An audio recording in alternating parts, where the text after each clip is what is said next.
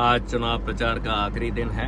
सिंधिया जी के दर्शन अभी तक विजयपुर में नहीं हुए हैं और न ही उनके समर्थक इमरती देवी, पद्म सिंह तोमर, रघुराज कंसाना, गिर्रास डंडौतिया, कोई भी सिंधिया समर्थक विधानसभा उपचुनाव विजयपुर में नहीं आया है। देखिए, यदि बात और सवाल खड़े कर रही कांग्रेस के ज्योतिरादित्य सिंधिया चुनाव में दिख नहीं रहे, तो फिर हम कांग्रेस से पूछना चाहते हैं कमलनाथ जी कहाँ दिख रहे हैं।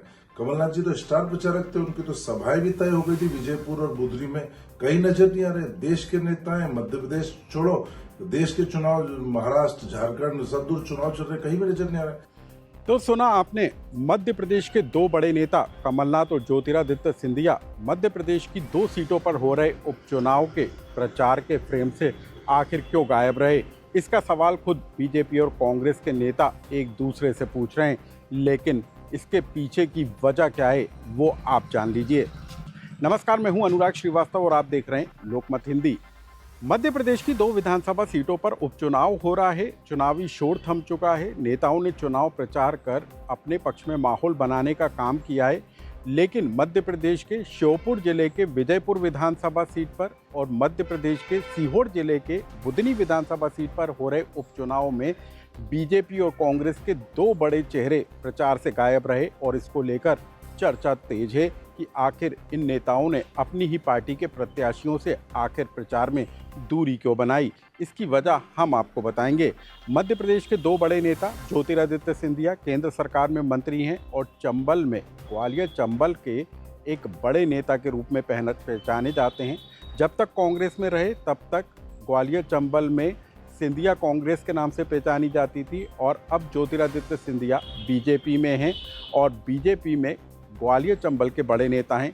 लेकिन चंबल के ही श्योपुर के विजयपुर विधानसभा सीट पर हो रहे उपचुनाव में बीजेपी प्रत्याशी रामनिवास रावत के चुनाव प्रचार में वो नज़र नहीं आए और इसको लेकर कांग्रेस सवाल उठा रही है।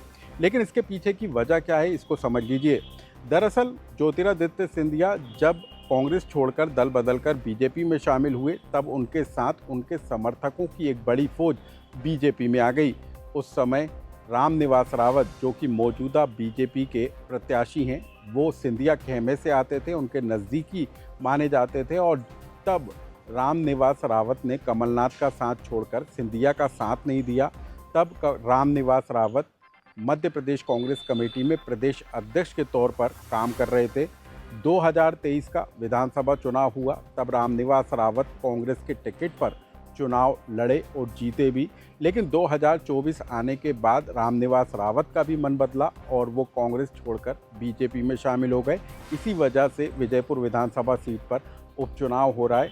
लेकिन सिंधिया के साथ रामनिवास रावत की जो कला थी वो तब खुलकर सामने आई थी। दरअसल कई बार रामनिवास रावत भी इस बात के आरोप लगाते हुए नजर आए थे कि सिंधिया का साथ नहीं देने पर उनको बड़ा नुकसान उठाना पड़ा है और यही कारण है, यही वजह मानी जा रही है कि ज्योतिरादित्य सिंधिया रामनिवास रावत के चुनाव प्रचार के लिए नहीं गए। इसके अलावा एक और बड़ी वजह हम आपको बता दें, जब रामनिवास रावत बीजेपी में शामिल हुए और मोहन मंत्रिमंडल में कैबिनेट मंत्री की जिम्मेदारी संभाली, तब शपथ ग्रहण समारोह के दौरान रामनिवास रावत का 2 बार शपथ कराना पड़ी थी। इसके पीछे की वजह को भी जान लीजिए।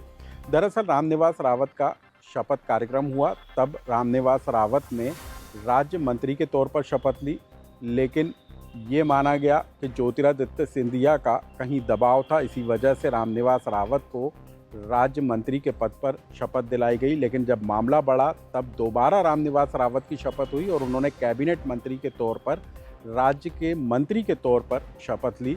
तब भी इसके पीछे यही वजह मानी जा रही थी कि कहीं ज्योतिरादित्य सिंधिया की नाराज़गी तो नहीं है। लेकिन अब हम आपको बता दें कि 2024 के लोकसभा चुनाव से पहले रामनिवास रावत बीजेपी में भले शामिल हो गए, लेकिन ज्योतिरादित्य सिंधिया के साथ रिश्तों में पड़ी खटास अभी लगता है दूर नहीं हुई और यही वजह रही कि ज्योतिरादित्य सिंधिया चंबल के अंदर होने वाले उपचुनाव में प्रचार के दौरान नजर नहीं आए, जबकि पार्टी ने उन्हें स्टार प्रचारक बनाया था। इसके साथ ही ग्वालियर चंबल के एक और बड़े नेता हैं नरेंद्र सिंह तोमर, जो कि केंद्र सरकार में मंत्री रहे हैं और अभी मध्य प्रदेश विधानसभा के अध्यक्ष हैं, वो पहली बार रामनिवास रावत के लिए आखिरी दौर में चुनाव प्रचार करते हुए नजर आए। और इसके पीछे वजह यही मानी जा रही थी कि रामनिवास रावत को बीजेपी में लाने वाले नरेंद्र सिंह तोमर ही हैं और कभी सिंधिया के करीबी माने जाने वाले रामनिवास रावत अब नरेंद्र सिंह तोमर के करीबी हैं। सिंधिया चुनाव प्रचार के फ्रेम से गायब थे, तो इधर बीजेपी भी सवाल पूछ रही है कि आखिर कमलनाथ 2 सीटों के उपचुनाव के प्रचार में नजर क्यों नहीं आए, जबकि पार्टी ने उन्हें स्टार प्रचारक बनाया था। इसके पीछे की भी कहानी समझ लीजिए। कमलनाथ बुधनी विधानसभा सीट पर प्रचार करने के लिए नहीं गए, उनका बीच में कार्यक्रम भी जारी हुआ था, लेकिन उसके बाद बताया गया कि वो स्वास्थ्य कारणों से वहां नहीं पहुंचे।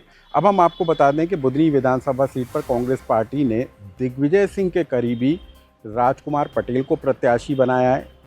राजकुमार पटेल दिग्विजय सिंह के खास माने जाते हैं। हो सकता है, माना यह जा रहा है कि इसी वजह से कमलनाथ बुधनी विधानसभा सीट पर चुनाव प्रचार के लिए नहीं पहुंचे। इसके अलावा विजयपुर विधानसभा सीट पर भी कमलनाथ चुनाव प्रचार के लिए नहीं गए।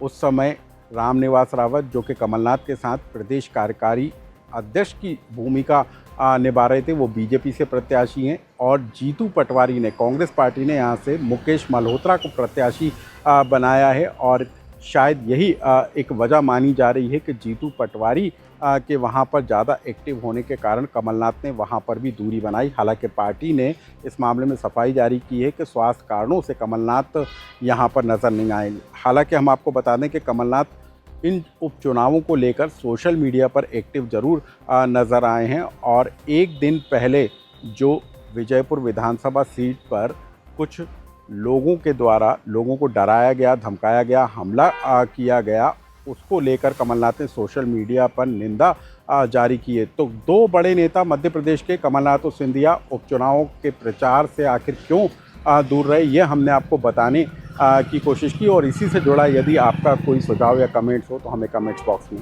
ज़रूर लिखें।